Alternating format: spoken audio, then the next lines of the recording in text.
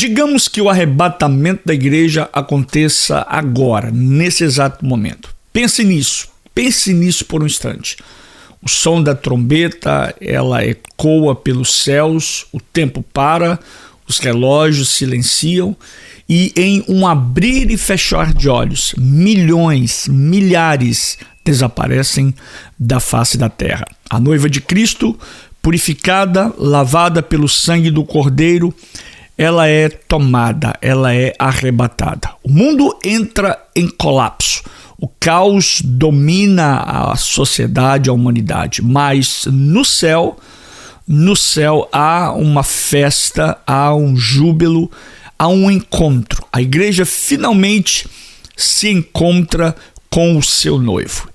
E assim começa o maior evento celestial desde a ascensão de Jesus. É o encontro da noiva com o Cordeiro nas nuvens. E a partir desse momento, todos nós compareceremos diante do tribunal de Cristo.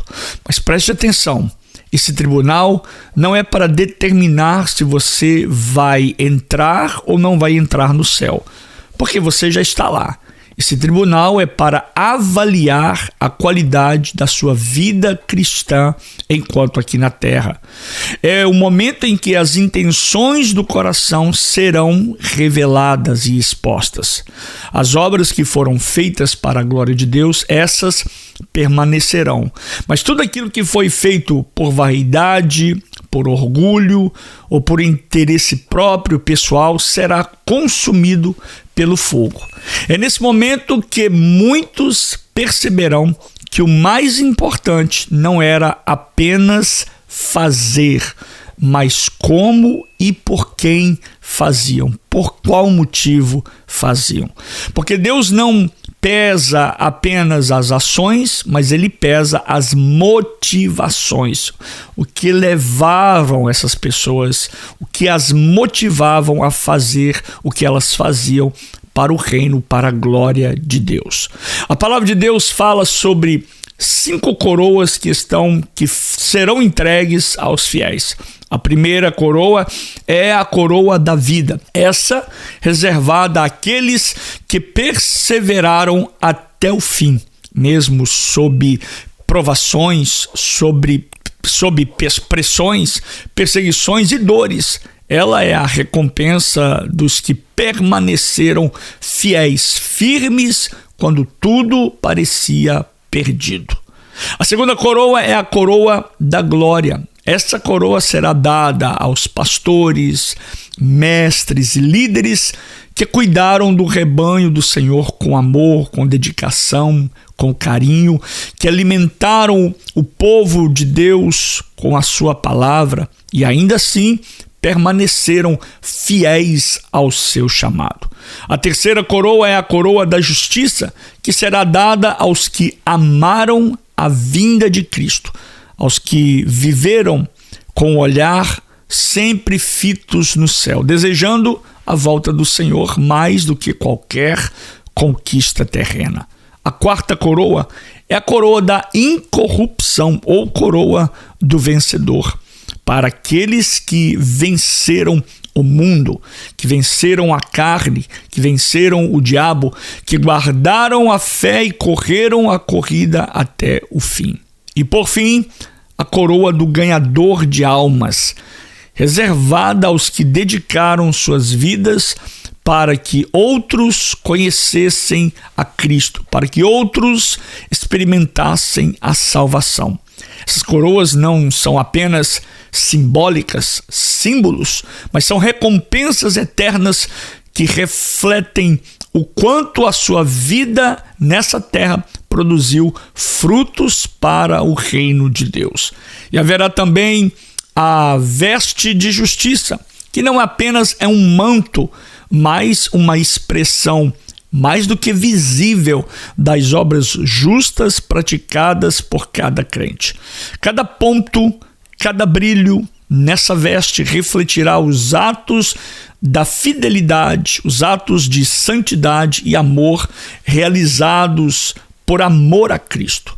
Durante agora um período de 7 anos, a igreja estará participando do que chamamos e conhecemos de bodas do Cordeiro.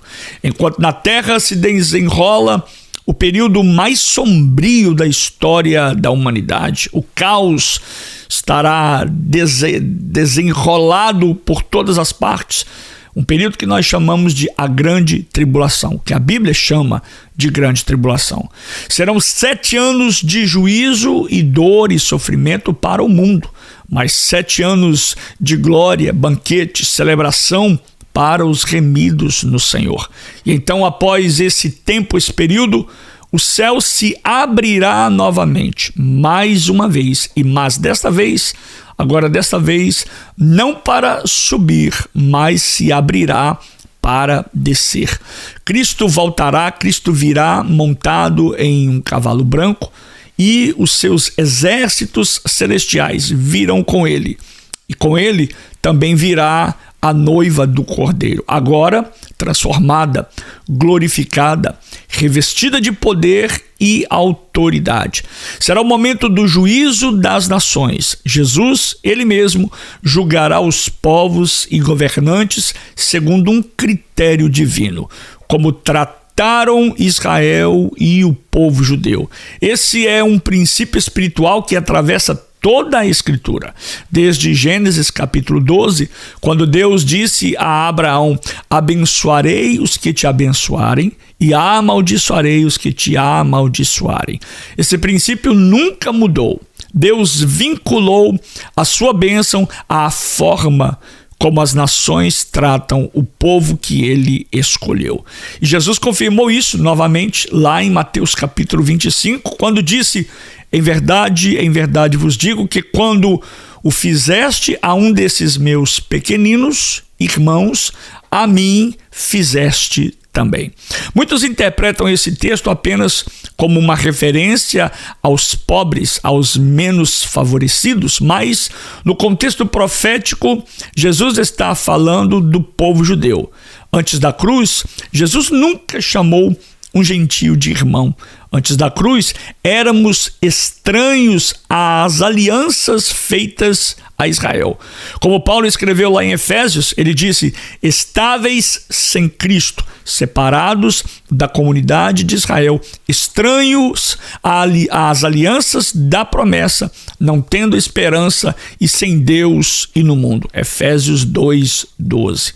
Mas o juízo das nações será o momento em que Cristo dirá: como vocês trataram Israel e as nações que perseguiram o povo da aliança, que o oprimiram, que se voltaram contra eles, serão lançadas em tormento eterno. Porém, aquelas que o abençoaram, que estenderam a sua mão em favor de Israel, ouvirão as palavras: vinde, benditos de meu Pai, possuí por herança o reino que vos está preparado.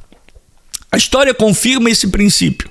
As nações que se levantaram contra Israel, com o tempo entraram em declínio. Impérios caíram, reinos ruíram, potências desapareceram. Mas aquelas que apoiaram e protegeram Israel, Deus as fez prosperar. E esse princípio não vale apenas para nações, vale também para indivíduos, vale para pessoas, vale para igrejas. Uma igreja que abençoa Israel, que ora por Jerusalém, que reconhece a raiz espiritual da sua fé, é uma igreja que caminha debaixo da bênção de Deus sobre ela. Mas uma igreja que ignora ou rejeita, o povo que ignora ou rejeita a aliança de Deus com Israel, caminha na contramão dessa promessa. Porque há uma linha profética que une Gênesis ao Apocalipse. E essa linha se chama Israel. Tudo começa em Abraão e termina com a Nova Jerusalém. A história humana, o plano redentivo, o futuro escatológico da igreja estão entrelaçados com o destino de Israel. E é por isso que, quando o arrebatamento acontecer, os olhos do mundo se voltarão novamente para aquela pequena nação lá no Oriente Médio, porque é ali que tudo começou e é ali que tudo vai terminar. Então, se o arrebatamento acontecesse hoje, se o arrebatamento acontecesse agora, você estaria pronto? Você estaria preparado ou você está preparado? Suas obras permaneceriam diante do tribunal de Cristo? Sua vida refletiria a luz do Cordeiro? E se Jesus olhasse nos seus olhos e dissesse: filho, o que você fez com o tempo que eu te dei? O que você responderia ao Senhor? Porque no final, meus amados, não será quantos seguidores alcançamos, quantos seguidores tivemos em nossas redes sociais, quantas bênçãos recebemos aqui na terra, quantas casas compramos, quantos carros tivemos, quantas vezes trocamos de carro, quantas conquistas alcançamos, quantas faculdades fizemos, quantos méritos galgamos enquanto aqui estivemos. Mas será sobre quantas vidas tocamos, quantas almas alcançamos e quanto amamos a sua vinda. A noiva está sendo preparada e o Espírito e a esposa e a noiva dizem: vem. E quem ouve, diga também: vem, Senhor Jesus. Maranata, ora vem, Senhor Jesus. Essa mensagem na íntegra, ela vai estar no meu canal em breve e eu quero que você me acompanhe. Espero que Deus abençoe a sua vida rica e poderosamente nesse dia.